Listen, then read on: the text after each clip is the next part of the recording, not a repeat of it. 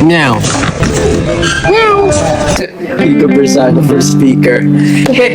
Kapansin-pansin, mga ka-star, naagaw pansin talaga itong si Congressman Kiko Barzaga sa social media. In short, sikat na siya. Isang tanda ng pagiging sikat ng isang tao ay ang pagkakaroon ng impersonator. Hindi ka naman kasi gagayahin ng mga artista kung hindi ka sikat. Sa video na ito ay kilalanin natin ang impersonator ni Congressman Kiko Barzaga sa Shala Dismaya episode ng Bubble Gang. At alamin din natin ano-ano ang malinaw na pagkakapareho ng dalawa, ng nanggagaya at ng ginagaya. Bago tayo magsimula, huwag po kalilimutang mag-subscribe at i-click ang bell button. Isa sa mga exciting at kaabang-abang na karakter na bagong pasok sa Bubble Gang hearing ay itong si Kong Kikoy, na ginagampanan ni Kokoy De Santos. Ang tanong, mga ka-star, bagay ba sa kanya ang role? Bago natin sagutin yan, mga ka-star, alamin muna natin ang nakakagulat na pagkakapareho ng dalawang ito. Ang ginagaya ay si Congressman Kiko Barzaga at ang gumagaya sa kanya ay si Kokoy De Santos na gumaganap bilang Kong Kikoy. Sa nickname pa lang ay hawig na sila, mga ka-star. Ang kanilang mga nickname ay parehong binubuo ng dalawang syllables, parehong may dalawang K, at nagsisimula pareho sa letter K. Pansinin ninyo, mga ka-star, Kiko, Kikoy at Kokoy. Coincidence ba, mga ka-star? Pangalawang pagkakapareho ng dalawang ito ay ang estilo ng kanilang buhok, parehong wavy at parehong may pagkakulot. Pangatlong pagkakapareho ay ang pagkakaroon ng resemblance sa kanilang mukha. Parang magkahawig ang kanilang jawline at parehong prominent ang hugis nito. Pang-apat na pagkakapareho ay ang kanilang personality. Parehong bubbly at makulit ang kanilang personalidad o karakter. Panglimang pagkakapareho ay ang kanilang edad. Pareho silang 27 years old. Si Congressman Kiko Barzaga ay ipinanganak noong September 12, 1998, habang si Kokoy De Santos naman ay ipinanganak noong May 15, 1998. Kaya malinaw na parehong 27 years old ang dalawa.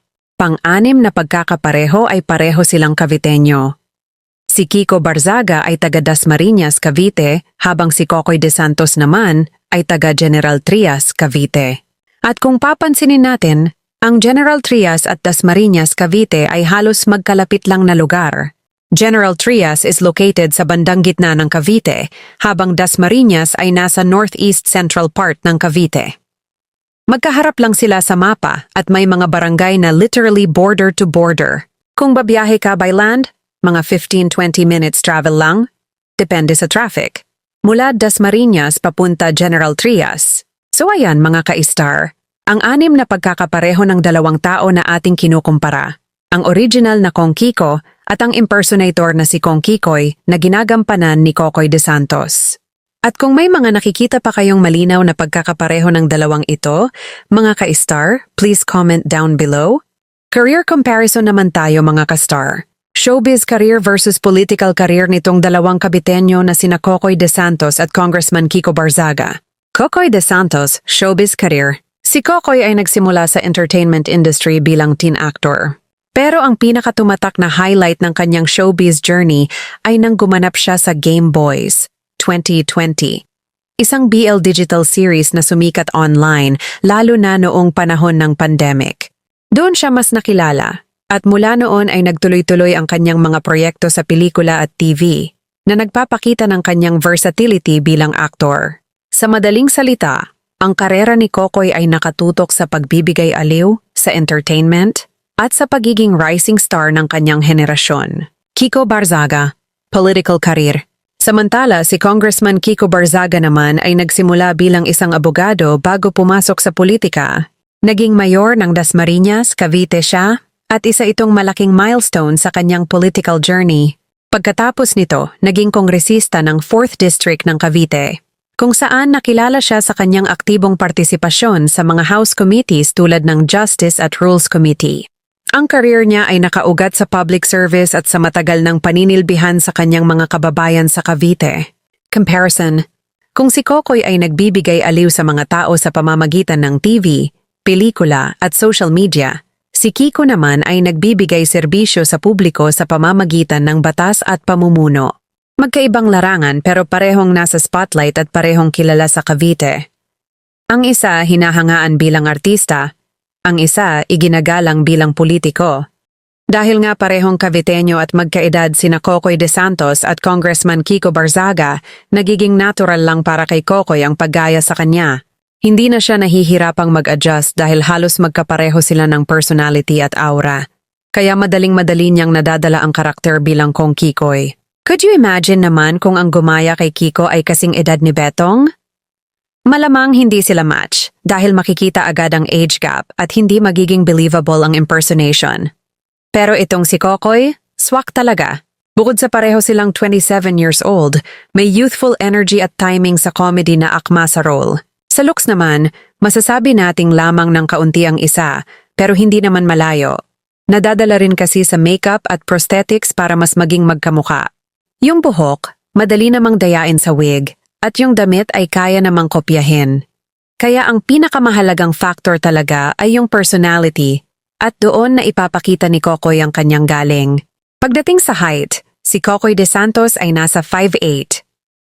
Sa kabilang banda, wala tayong tiyak na record kung gaano katangkad si Congressman Kiko Barzaga, pero sa tingin, mukhang mas matangkad ng kaunti si Cocoy. Gayunpaman, hindi naman ito hadlang dahil mas mahalaga ang mannerisms at overall characterization. Dahil magkaedad sila, mas madali para kay Cocoy na aralin at i-absorb ang pagkatao ni Kiko. Kaya naging convincing at swak na swak ang kanyang portrayal. O ayan mga ka-star, na-discuss na natin ang bagong karakter na pumasok at siguradong magdadagdag saya sa ating lahat. Nakilala na natin si Kong Kikoy, isa sa mga bagong dagdag na karakter na magpapasigla at magpapatawa sa atin hindi lang ngayong episode kundi posible pa sa mga susunod pang episodes ng Shala Dismaya sa Bubble Gang. Kaya't siguradong tripling katatawanan na ang hatid nito, mga ka-star. Asahan na natin ang mas maraming punchlines, mas maraming eksena, at mas maraming pasabog na tiyak na bubuhos ang tawanan ngayong linggo.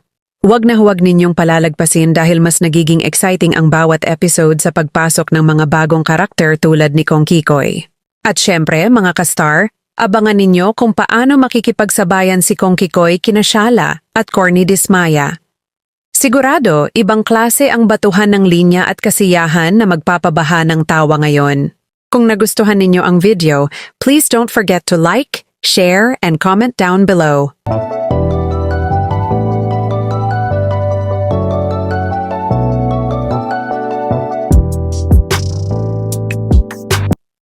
Maraming salamat po mga ka-star sa patuloy na panonood. At huwag po kalilimutang mag-subscribe para lagi kayong updated sa mga susunod nating video uploads. Kita-kits, mga ka-star!